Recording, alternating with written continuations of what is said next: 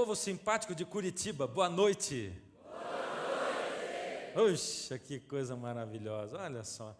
É muito bom estar aqui com vocês. Muito bom estar com você aí de casa também. Esse é o Clamor da Meia-Noite. É a segunda etapa, ou a segunda temporada do Armagedon. E hoje nós estamos aqui com esse pessoal tão bonito. Bom, você que assiste em casa, assiste o programa semanalmente, mas eu tenho dito, aqui a gente grava todo dia para depois você ver em casa, né? E hoje é exatamente um sábado à noite, não choveu em Curitiba, olha que coisa maravilhosa, amém, foi muita chuva, né? Hoje não choveu, nós temos o auditório cheio, e a gente tem uma personalidade aqui, olha só quem está ali nessa primeira poltrona aqui, vocês conhecem esse camarada aqui? Ó? Dá um tchauzinho, que agora eu falei, você vai ter que fazer assim, ó, lá para trás, ó.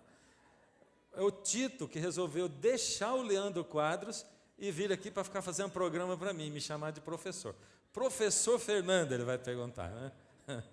Que bom que você está aqui, viu? Deus abençoe e Deus nos abençoe nessa noite também. Aliás, eu quero aproveitar para imitar dois apresentadores da Novo Tempo, que é o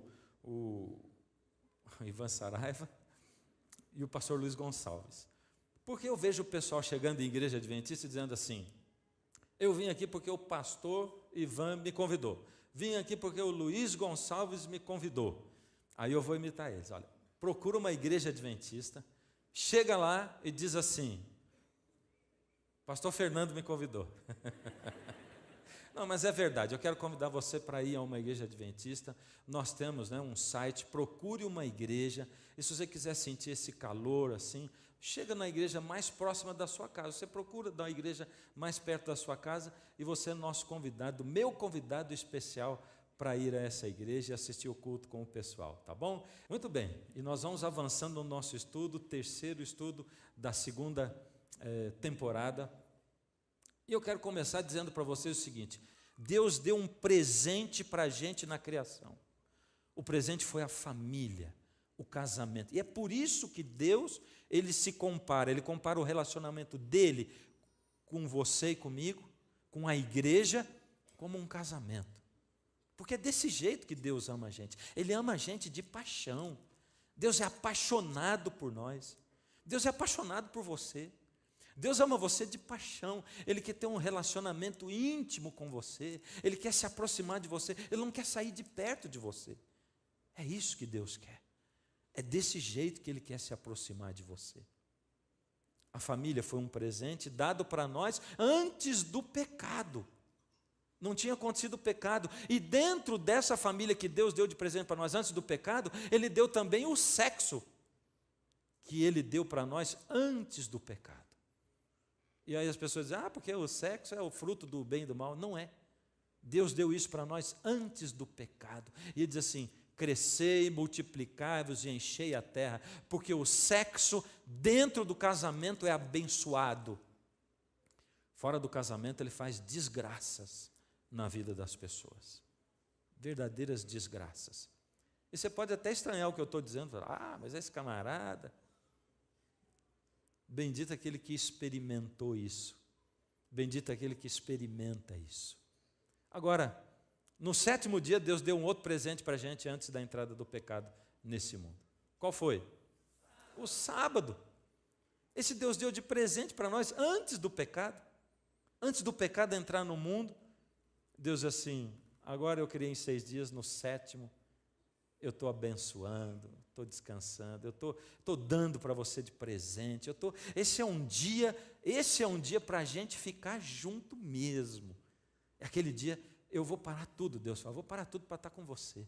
E a gente vai estar junto. Que presentão Deus deu para a gente, antes do pecado. 2 grandes presentes, a família e o sábado. 2 grandes presentes. E aí veio o pecado. E o pecado trouxe uma mancha terrível nesse mundo e no universo. Um universo que era perfeito, ele teve uma descontinuidade, uma mancha ali, maculando a perfeição do universo. E quando o pecado aconteceu, o que deveria ter acontecido? Olha o que diz aqui a palavra. Porque o salário do pecado é a morte, mas o dom gratuito de Deus é a vida eterna em Cristo Jesus, nosso Senhor. Romanos 6, 23. O que deveria ter acontecido com o ser humano no pecado, quando ele pecou? Deveria ter morrido. E o ser humano morreu quando pecou? Não, ele não morreu. Por que o ser humano não morreu? Deus mudou de ideia quanto a essa coisa, porque essa coisa é uma lei, é a lei de Deus. A lei de Deus é assim: se você peca, você morre. Você pecou, morreu. E por que o ser humano não morreu? Por que não aconteceu isso? Será que Deus perdoou o ser humano? É isso? Deus diz assim: você está perdoado. Pronto, acabou. É isso? Mas muitas pessoas vivem como se fosse assim. Como se Deus tivesse dito assim: o salário do pecado é a morte, mas você está vivo por quê? Porque eu perdoei você. E agora você está vivo. É isso? Não, não é isso. Porque Deus não muda. Aquilo que Deus estabelece como lei não muda nunca. Então, o que aconteceu? E você pode imaginar Deus e Jesus conversando, confabulando. Porque quando o ser humano morreu, ele deveria ter morrido. Mas Jesus diz para o Pai: Pai, na tua lei não diz que não pode haver uma troca. E eu, que também sou Deus, e que sou o Criador, porque João 1 diz que todas as coisas foram feitas por intermédio dele, e que sem ele nada do que foi feito se fez. E eu, que sou o Criador, responsável por esses seres humanos, Pai, eu me ofereço, eu vou nascer como um ser humano, eu vou viver como um ser humano, e eu vou viver sem pecado, e eu vou fazer uma troca. Eu vou morrer a morte que eles deveriam morrer, e a vida que eu tenho e que é minha, eu vou dar para eles. E essa troca foi feita. Por isso que diz que o salário do pecado é a morte, mas o dom gratuito de Deus é a vida eterna em Cristo Jesus. E só tem perdão quem aceita a morte de Jesus no seu lugar. Só. Nós somos salvos pela graça de Cristo. Aliás, nós estamos vivendo essa vida aqui porque um dia Jesus se ofereceu para morrer no nosso lugar. E Ele veio, e Ele viveu no nosso lugar. Ele viveu uma vida de obediência. Jesus não cometeu nenhum pecado. Nenhum. Jesus foi tentado em tudo, em todas as coisas. Mas Ele não cometeu nenhum pecado. Aliás, Jesus foi tentado em tudo que nós somos tentados e em mais do que nós fomos tentados. Porque Jesus foi tentado em uma coisa que você e eu não somos tentados. Jesus foi tentado a usar o poder dele, porque ele sendo Deus, ele poderia ter usado o poder dele em favor dele mesmo. E você e eu não somos tentados nisso, né? Porque se a gente tivesse o poder de Deus, coitado das outras pessoas. Porque no momento que aquele cara fechou você, você ia dizer assim, vai, pronto, ele ia sumir do mal. É ou não é? Mas Jesus foi tentado nisso em tudo, e ele não cedeu, e ele não pecou. Então Jesus, mais do que morrer por sua causa e por minha, ele viveu por nossa causa. Ele viveu por você e por mim.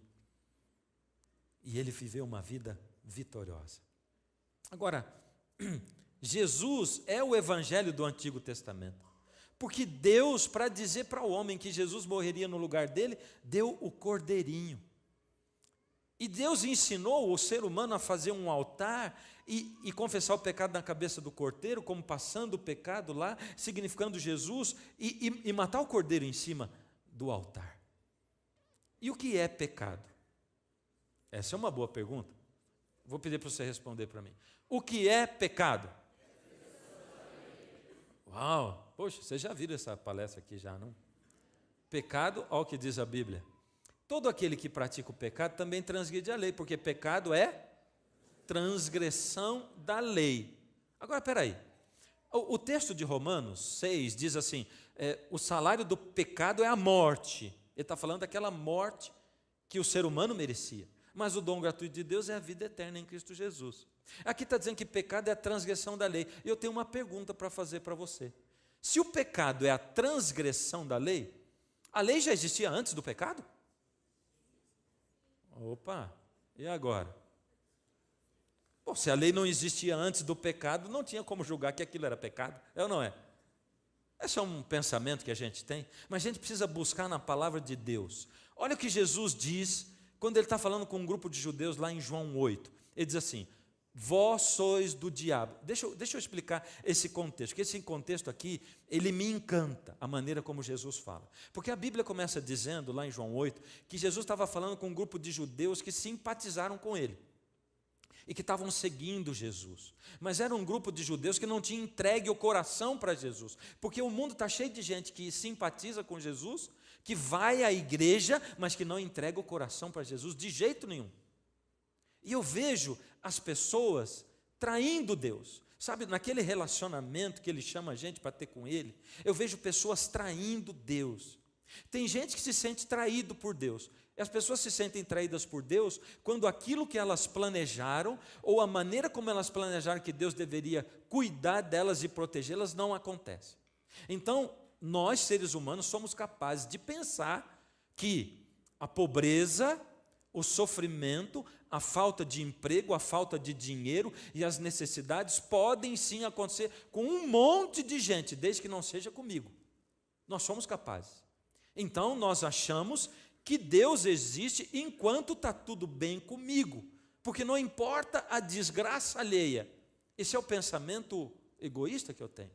Agora, quando as coisas começam a dar errado comigo, errado entre aspas, diferente do que eu pensei, eu começo a achar que Deus me traiu. E eu começo a perder a minha fé em Deus, e eu começo a amaldiçoar Deus, e eu começo a paquerar com outros deuses. Os outros deuses são os meus prazeres, e eu coloco Deus em outros lugares, e não coloco Deus em primeiro lugar. A gente trai Deus com outros deuses, e Deus não trai a gente nunca, nunca. Nunca Ele trai.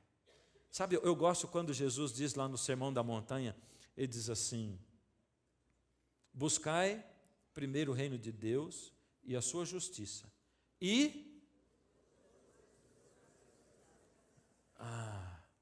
Não é bem assim que ele fala.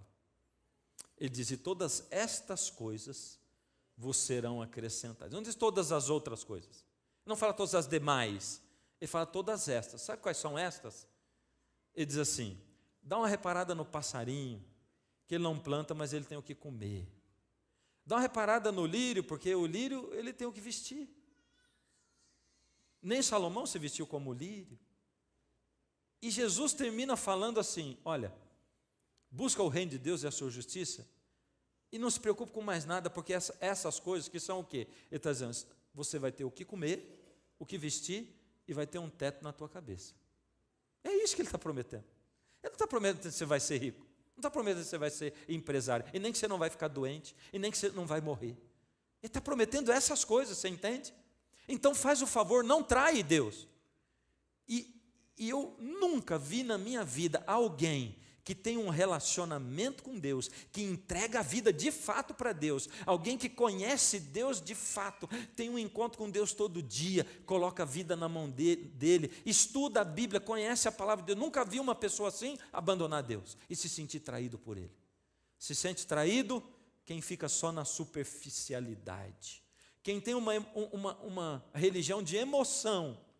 Muita gente vai para a igreja para se emocionar, para chorar, para se alegrar, e a gente tem essa medida dos sermões. Eu encontro pessoas que às vezes quando eu pego assim: pastor, que maravilha, pastor de sermão, você ouviu quanta gente chorou? E daí? E daí? Chorou é bom o sermão?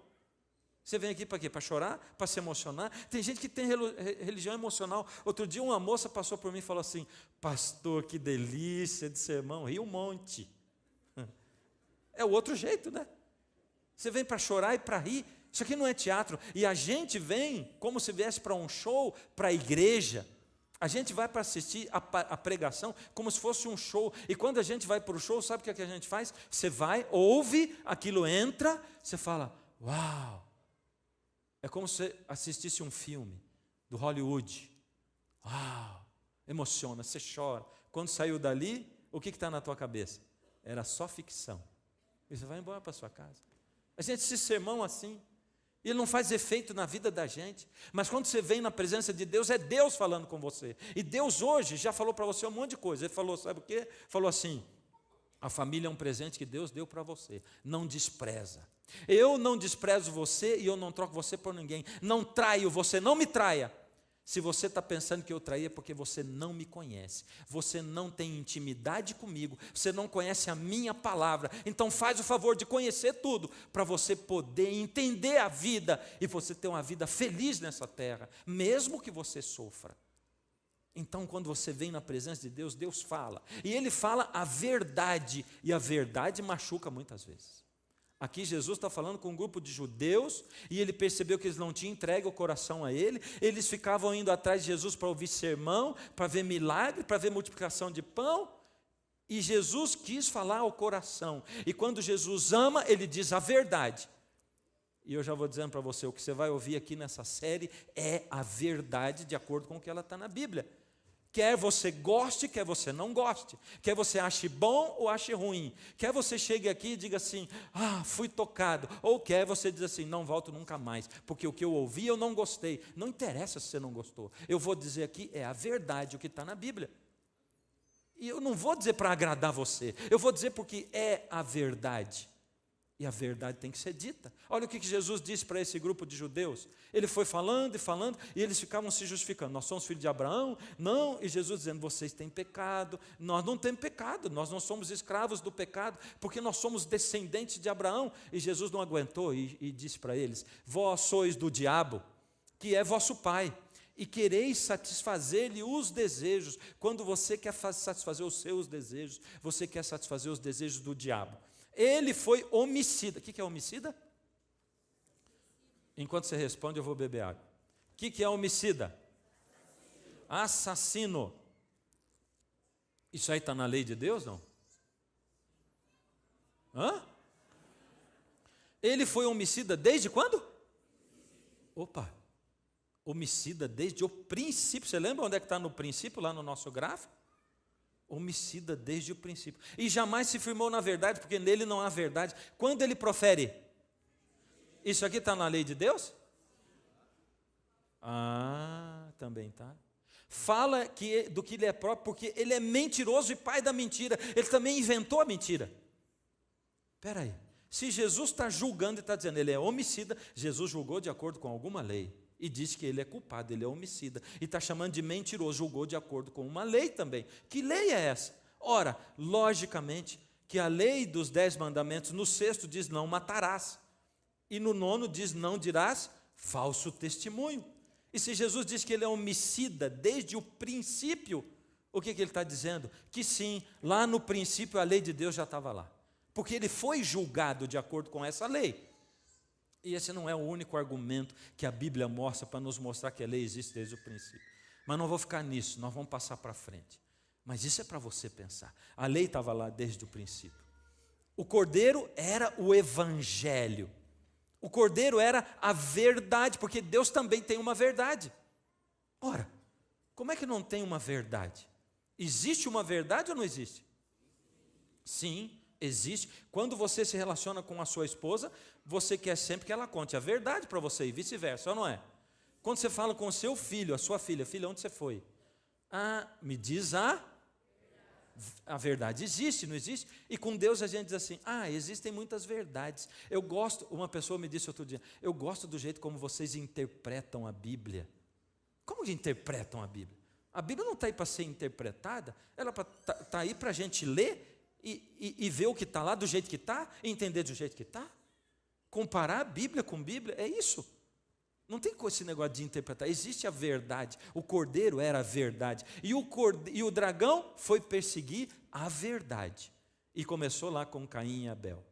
Eu não vou me demorar no Caim e Abel, em como aconteceu, porque a gente já viu isso, né?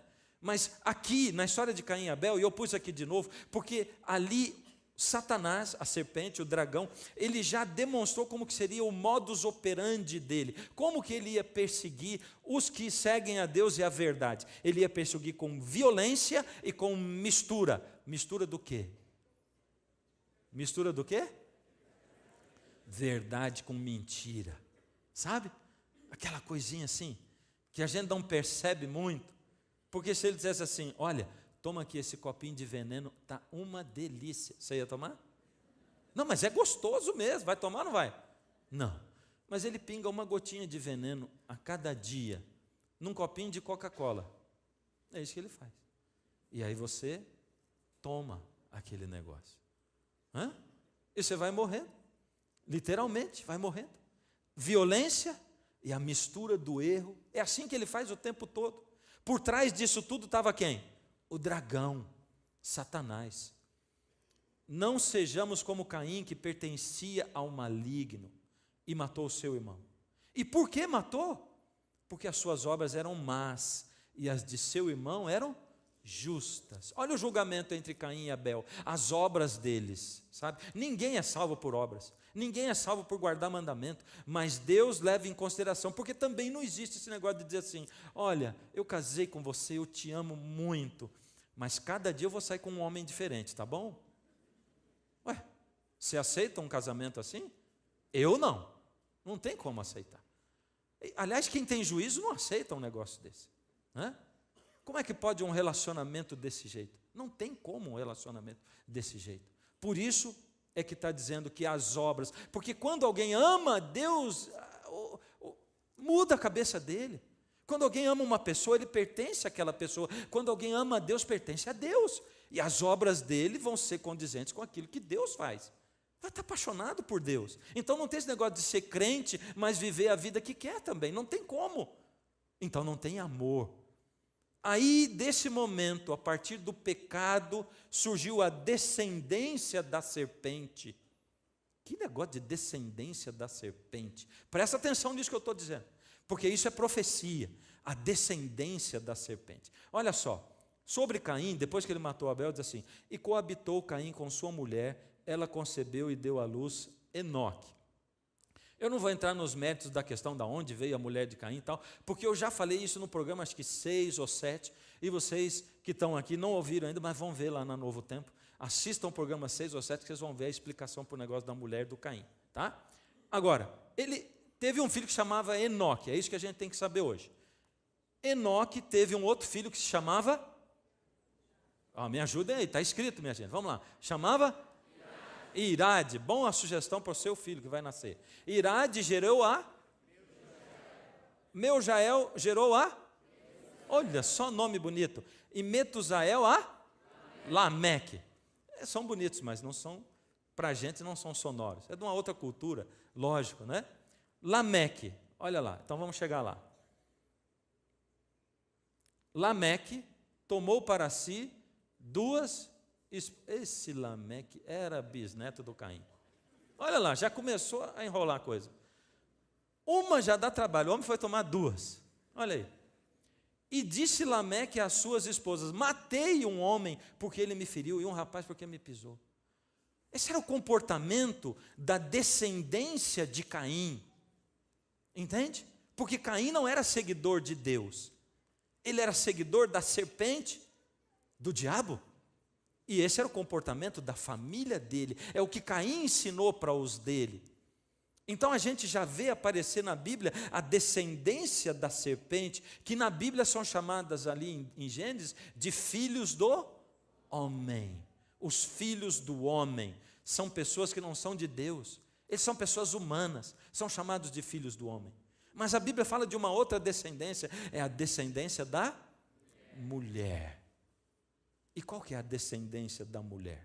A Sete foi o filho que nasceu de Adão e Eva depois que morreu Abel. Nasceu-lhe também um filho ao qual pôs o nome de Enos. Daí se começou a invocar o nome do Senhor. E você vai ver que a descendência toda de Sete era o sacerdote da família dele.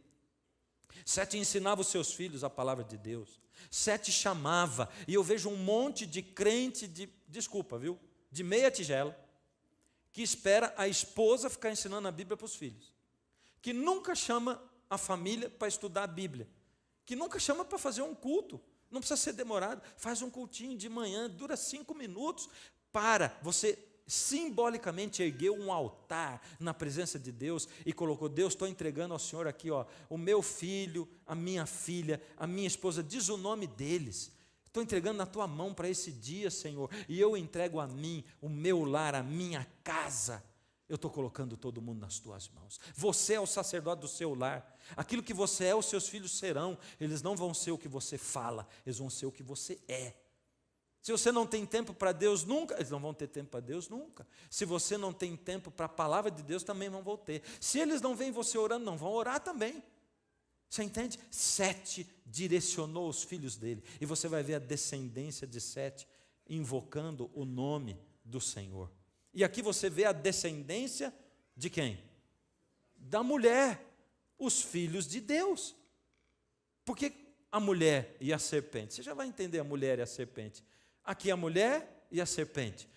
Os descendentes de Caim e os descendentes de Sete. Vendo os filhos de Deus, que as filhas dos homens eram formosas, tomaram para si mulheres as que entre todas mais lhes agradaram.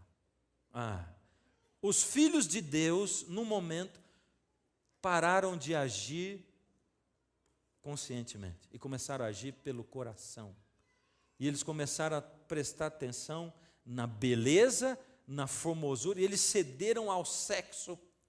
E eles começaram a pegar mulheres dos descendentes de Caim. E o que aconteceu então, a partir dali?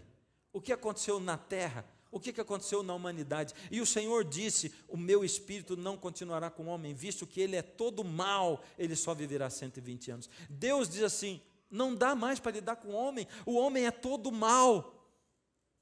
Meu Deus, o fato de os descendentes de Sete se casarem com as filhas de Caim, fez com que degenerasse toda a humanidade, e não se achava um ser humano fiel a Deus, então nessa época. Olha só o que aconteceu. A descendência da mulher, os filhos de Deus, se misturaram com os filhos do homem. E tudo virou descendência de quem? Da serpente. E foi por isso que veio o dilúvio. Foi isso que aconteceu. Porque eles se misturaram. A mistura. Esse é o modus operandi do inimigo. Esse é o modus operandi do dragão, da serpente. Ele age misturando a verdade com a mentira. Então Deus chama Abraão. Deus vê um homem sincero. Ora, disse o Senhor a Abraão, sai da tua terra, da tua parentela, da casa do teu pai, e vai para a terra que te mostrarei, de ti farei uma grande nação, se tu uma bênção. Deus chamou Abraão, Deus diz assim, eu estou vendo aqui um homem sincero, e eu vou fazer o seguinte, eu vou colocar a verdade na mão desse homem, porque esse homem ensina aos filhos dele a palavra de Deus. Esse homem coloca o lar dele na presença de Deus. E eu escolhi esse homem porque ele me escolheu. É assim que Deus escolhe as pessoas. Quando a gente fala, os escolhidos de Deus, são os que escolhem Deus. Você pode ser um escolhido de Deus, sim ou não? Pode. Qualquer ser humano na terra pode ser um escolhido de Deus, sim ou não? Sim, qualquer um de nós pode ser. Se eu escolho a Deus, porque Deus já me escolheu desde o princípio. Deus me amou desde o princípio. Deus planejou o meu nascimento desde o princípio. Ele só espera a minha correspondência. É assim. Então, Deus chamou Abraão e disse, esse homem, eu vou colocar a verdade na mão dele. Eu vou ensinar para ele do cordeiro. Ele aprendeu, ele já faz isso, mas ele vai guardar a verdade para mim, o evangelho. Ele vai pregar o evangelho para outros, para a família dele, e eu vou abençoar esse homem.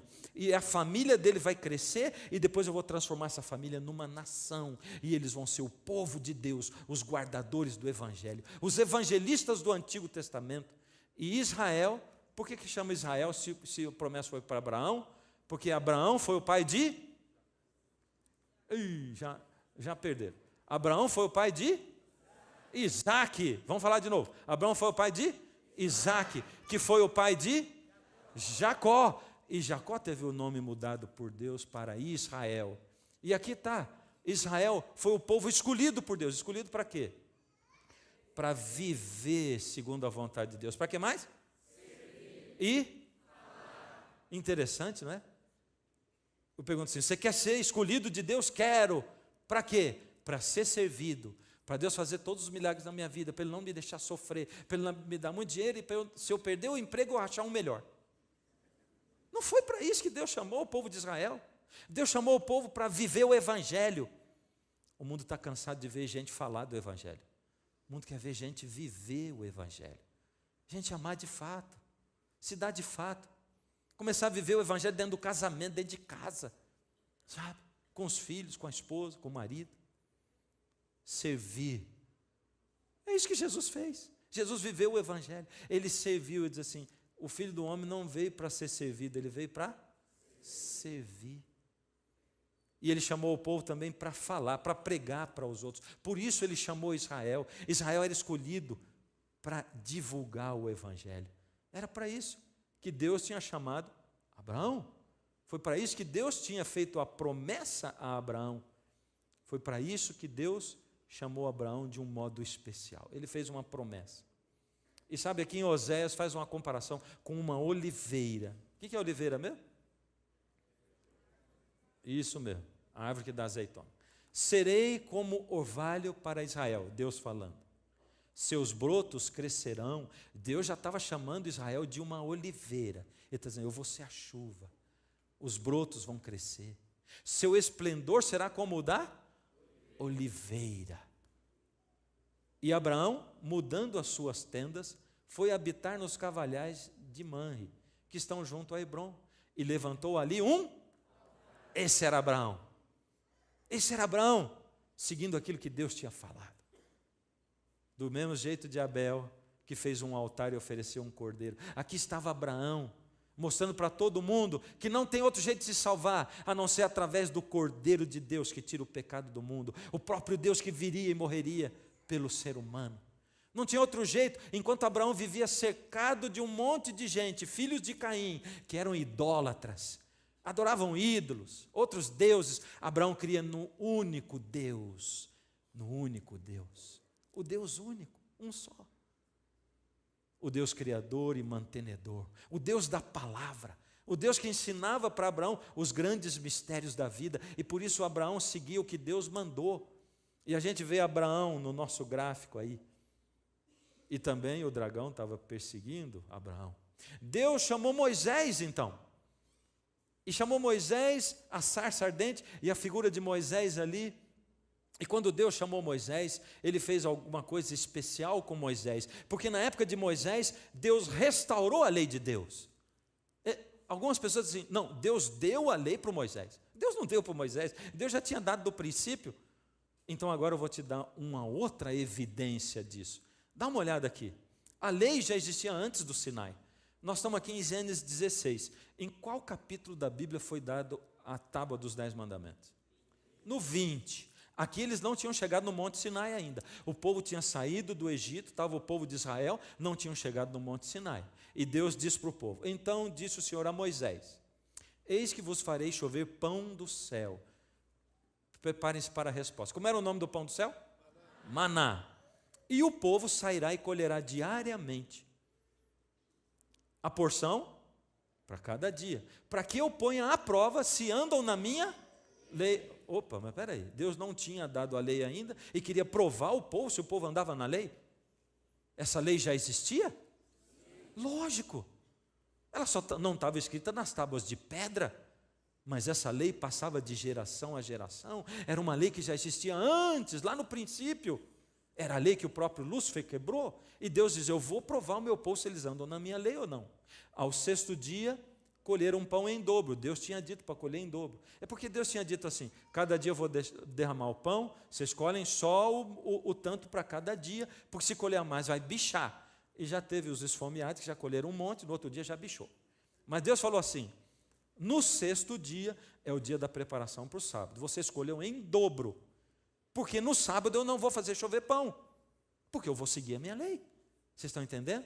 E aí aconteceu o contrário. O povo que daí acostumou a colher só o do dia, já teve um tanto de gente que chegou no 6º dia: não vou colher porque senão vai bichar. Mas Deus falou que não vai bichar, mas não colheu. E no outro dia faltou. Olha só, ao 6º dia, colheram pão em dobro, 2 gômeres cada um. E os principais da congregação vieram contar para Moisés: Moisés, eles estão colhendo pão em dobro. E olha o que Moisés falou. Respondeu-lhes ele: isto é o que o Senhor disse: amanhã é repouso, o santo sábado do Senhor. Ao 7º dia, saíram alguns do povo para colher. Povinho, é brincadeira. Porém não acharam. Então disse o Senhor a Moisés: até quando recusareis guardar os meus e as minhas? Oh, meu Pai do céu. Se Deus está dizendo que eles estão quebrando os mandamentos e as leis, é porque esses mandamentos, essas leis já existiam antes. Simples assim. Aqui está uma outra prova de que Deus restaurou a lei para Moisés. E então, lá na frente, nasce quem? Jesus. Mas a Bíblia, e é isso que a gente tem estudado aqui, nesses 3 primeiros dias, no primeiro programa, no segundo programa e nesse terceiro programa, a Bíblia conta um cenário diferente. Ela diz que o dragão perseguiu todas essas pessoas que viveram no Antigo Testamento, que escolheram a Deus. Ele perseguiu, mas eles tinham quem como aliado deles? Deus.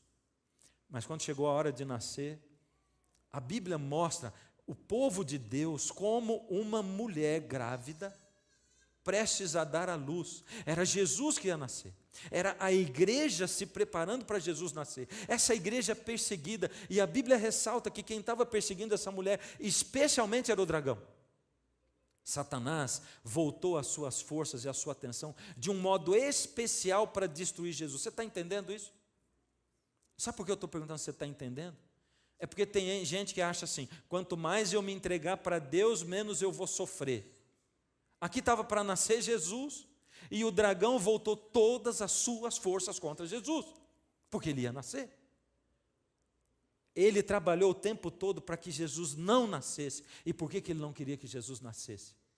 Segundo programa, o último programa, porque ele sabia que ele ia perder o domínio dele. Ele sabia que ele ia perder o poder dele na terra. Ele sabia que Jesus vinha para tirar dele o domínio. Ele sabia que ele ia ser derrotado para sempre. Por isso ele voltou. Você já percebeu? Me conta a história de um endemoniado no Antigo Testamento, antes de Jesus. Cadê? Vocês não sabem essa história? Ah, não acredito que vocês não sabem. Não conhece a história do endemoniado na época de... Não existe. Não tem. Não é interessante que os endemoniados aparecessem só na época de Jesus? E me conta uma história do endemoniado depois. Satanás estava desesperado. Ele estava aflorando dentro da vida daqueles que não queriam compromisso com Deus. Satanás estava saindo de dentro das pessoas e consumindo aquelas pessoas por dentro. A mesma coisa começa a acontecer nesse mundo ao nos aproximarmos da volta de Jesus. Ele começa a consumir as pessoas. E a Bíblia diz assim: o amor de quase todos esfriará. Até chegar a um ponto em que ninguém mais vai se interessar por Deus. Porque o diabo flui de dentro das pessoas. A maldade, o vício, o interesse, o egoísmo, interesse por si mesmo, as pessoas se separando porque elas dizem assim: não amo mais, acabou o amor. E você vai começar relacionamento 1 milhão de vezes, porque você sempre vai levar o pior problema do casamento para o outro casamento, que é você mesmo. Então você vai casar um monte de vezes, porque quem tem que ser resolvido é você. Você tem que ser resolvido. Enquanto não resolver, não adianta. Agora, Jesus guardou os mandamentos do Pai. Certo ou errado? Está certo? Certo ou errado? Certo. Tem certeza? Olha o que diz a Bíblia: se guardardes os meus mandamentos, permanecereis no meu amor, assim como também eu tenho guardado os mandamentos de meu Pai, e no seu amor. Jesus está dizendo que ele guardou os mandamentos do Pai. Ele está dizendo que ele guardou. Ele só deu uma outra visão para a lei, porque a lei diz assim: não adulterarás. Jesus disse: não, mas como a lei, tá bom, ela serviu desse jeito, sim, eu vou ampliar, vocês vão entender melhor. Para vocês entenderem bem o que é não adulterarás, quando você estiver andando na rua, olhar para uma mulher e imaginar alguma coisa com ela, você já adulterou com ela. Você está entendendo? Jesus não rebaixou a lei, Jesus aumentou a lei. E ele diz assim: entenda que você tem que cortar o seu pensamento impuro, Por isso a pornografia para você é morte, é vício. Por isso a pornografia acaba com você e consome você. É o inimigo plantado dentro de você e da sua mente. Você está entendendo isso? Jesus veio dar um outro sentido nos mandamentos e mostrar o que eu devo fazer e não só não fazer. Porque servir a Deus não é só não fazer. Você está do lado de uma piscina, vem uma criança e cai lá dentro e começa a morrer afogada. Você está do lado e não faz nada, e ela morre. Você é culpado? Você não matou essa criança? É isso que Deus está querendo dizer para a gente. Que ser cristão não é aquele que não faz um monte de coisa. Ser cristão é aquele que age, aquele que faz, aquele que age coerentemente como um filho de Deus. É aquele que tem no seu coração o amor de Jesus. Opa, eu nem li aquilo, estou tão emocionado aqui. Então vamos lá. É esse mesmo que eu já li? Não. Não. Aquele que tem os meus mandamentos e os guarda, esse é o que me ama. Puxa vida, olha o que ele diz: tem e guarda, tem e guarda. Só ter não adianta. E aquele que me ama será amado por meu Pai, e eu também o amarei e me manifestarei a ele. Mas aquele que considera atentamente na lei perfeita, Tiago está dizendo isso, chamando a lei de quê? Perfeita. O que é perfeito vai ser mexido? Vai ser mudado por Deus? Jesus vem para mudar? Lei da liberdade, a lei é da liberdade também, e nela persevera, não sendo ouvinte negligente, mas operoso praticante, esse será bem-aventurado no que realiza. É Apocalipse 13, 12, de 13 a 17. Eu não posso passar o programa todo sem abrir a Bíblia, sem abrir a palavra. Então, abre a Bíblia comigo, Apocalipse 12, de 13 a 17. Olha só o que diz aqui. Nós vamos continuar agora. Vamos abrir o nosso pensamento para o que vem aqui pela frente. Quando, pois, o dragão se viu atirado para a terra. Que momento o dragão foi atirado para a terra? Depois daquela guerra no céu. Quando Jesus venceu na cruz e Jesus foi entronizado e coroado, o dragão já não tinha acesso ao céu. Ele foi atirado para a terra. Quando, pois, o dragão se viu atirado para a terra, perseguiu a mulher que dera à luz o filho varão. E foram dadas à mulher 2 asas da grande águia, para que voasse até o deserto, ao seu lugar, aí onde é sustentada durante um tempo, e tempos, e metade de um tempo. E depois, em algum momento aqui, em algum programa para frente, nós vamos explicar que isso aqui é 1260 anos. Você vai entender isso aqui. Fora da vista da serpente. Então a serpente arrojou da sua boca, a mulher está no deserto, fugiu, a serpente arrojou da sua boca o quê? Água como um rio, a fim de fazer com que a mulher fosse arrebatada pelo rio. A terra, porém, socorreu a mulher, e a terra abriu a boca e engoliu o rio que o dragão tinha arrojado da sua boca. E aí ele termina aqui no verso 17 dizendo: irou-se o dragão contra a mulher, e foi pelejar contra os restantes da sua descendência, os restantes descendentes da mulher. E ele diz: os que guardam os mandamentos de Deus e têm o testemunho de Jesus. E o dragão se pôs em pé sobre a areia do mar. E aqui termina o capítulo 12, e daqui a pouco vai começar o 13, onde o dragão se alia a 2 seres tremendos, poderosos, para os últimos dias. Que cena é essa? Que coisa intrigante é essa? Agora vai chegar aquele momento que eu fiz aquela animaçãozinha aqui no meu PowerPoint, ó. Fica olhando lá. O que aconteceu com Jesus? O filho foi o quê? Depois de morto e ressuscitado, ele foi? Olha lá. Viu? E a mulher? O que aconteceu com ela? Para o deserto, você está resumindo muito. Primeiro, asas como de águia. Olha lá. E depois ela foi? Para o deserto. Dá para você entender? Agora, o que isso quer dizer? O que esse negócio quer dizer? O que Jesus foi para o céu, a gente já entendeu. Nós já vimos isso no último programa. E essa mulher no deserto, onde ela vai ficar por 1260 dias. O que acontece? E essa característica dos descendentes da mulher que ainda vivem até hoje, os que guardam os mandamentos de Deus e têm o testemunho de Jesus.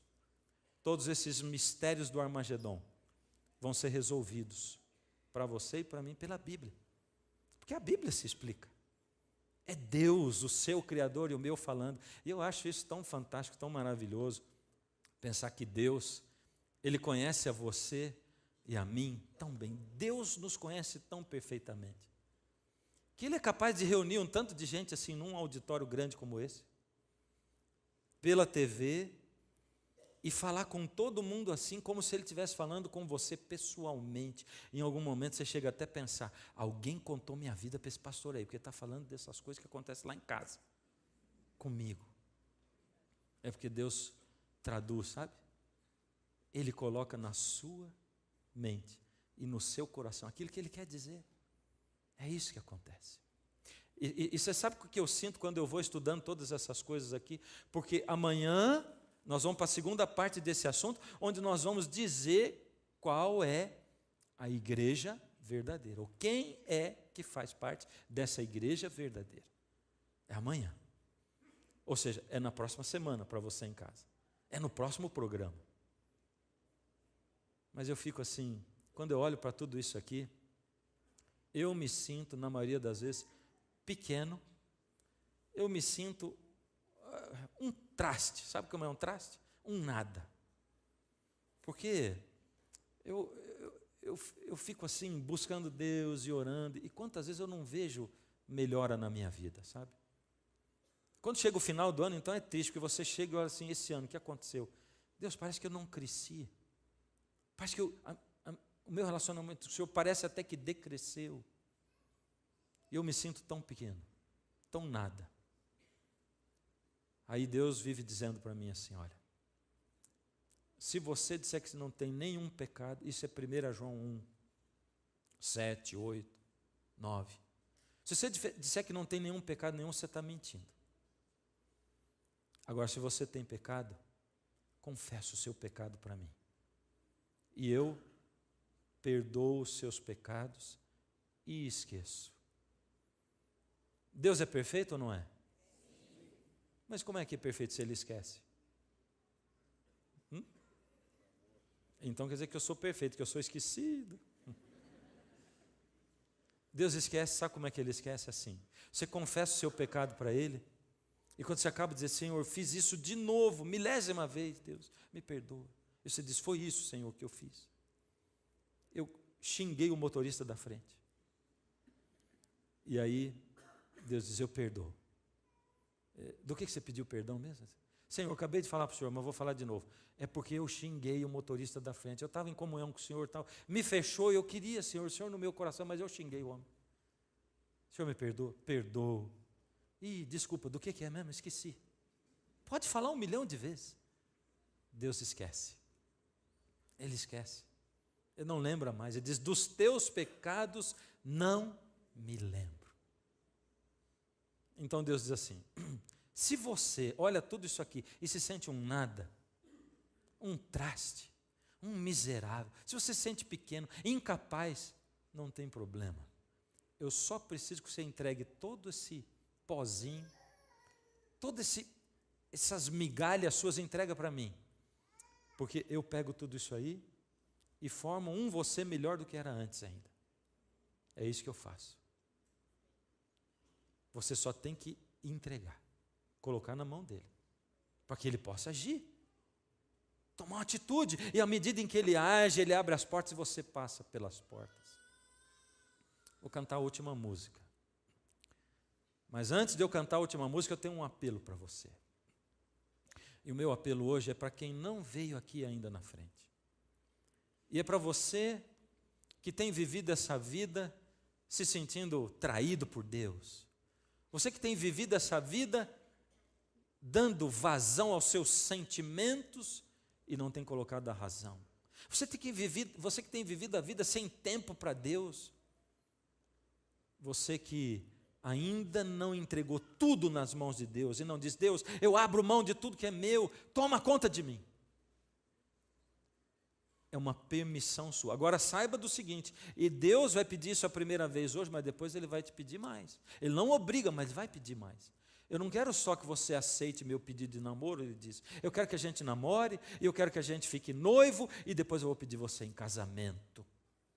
E casamento com Deus é batismo. Então, se você não vai namorar com Deus para casar, não começa a namorar. Porque Deus namora para casar. Ele não namora à toa. Se você acha que você está vindo aqui, você acha que você liga a TV, ouve uma palavra, e você diz assim, porque eu aceitei o apelo, pronto, agora eu já me sinto em paz. Você ficou com Deus. E Deus não fica com ninguém. Deus quer compromisso. Deus casa. E Ele quer casar com você. Então, a música diz o que eu digo para Deus todo dia na minha vida. Ela é a expressão da minha vida, de como eu me sinto. Ela é a expressão de tudo que eu falo para Deus. Cada dia quando eu vou diante de Deus, eu digo, Senhor, esse aqui sou eu, e eu sou assim. Eu não gosto do que eu sou, mas eu preciso do Senhor para mim. E já está na hora de você vir. Cadê você? Deus está falando com você, está chamando. Vem para cá. Não fica aí sentado. Sai daí, vem. Quero orar com você. Triste estou por ter perdido a inocência pura que vivi, pedaços que de mim caíram, pareciam ter caído no vazio. Mas Deus ouve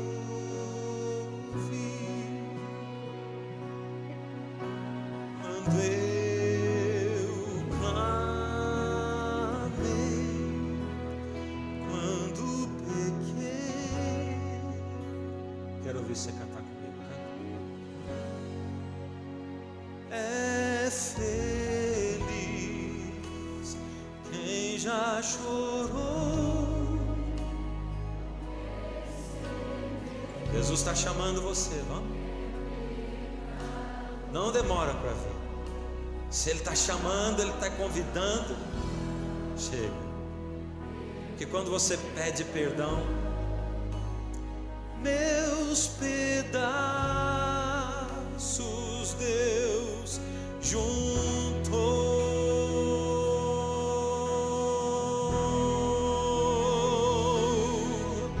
Você que está lá em cima, é com você que Jesus está falando. Sai daí, vem para cá.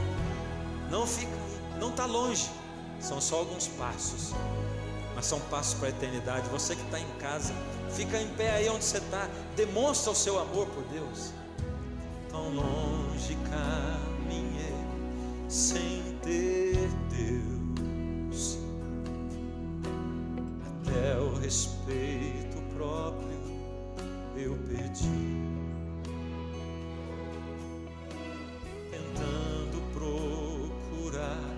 Saídas, na mesma armadilha eu caí, mas Deus ouve. Obrigado, Senhor, porque o Senhor nos ouve. Quando eu clamei, quando pequei,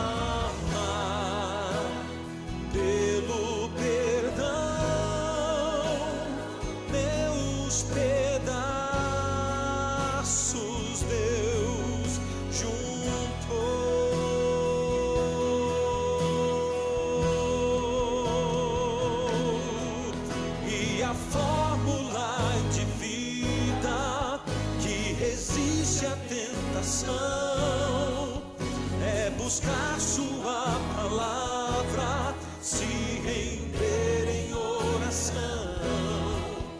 Eu nem mesmo tenho forças para enfrentar quem já perdeu.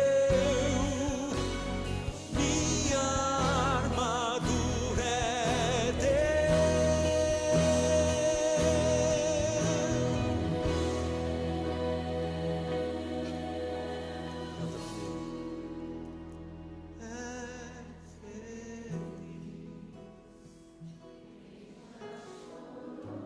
Bem-aventurados os que choram, porque serão consolados.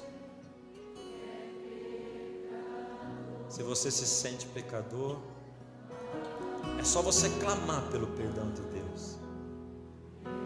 Sabe o que Ele faz comigo todo dia? Meus pedaços Deus juntou.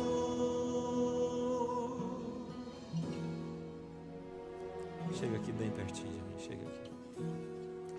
Para os outros chegarem também, chega. Vem aqui bem pertinho.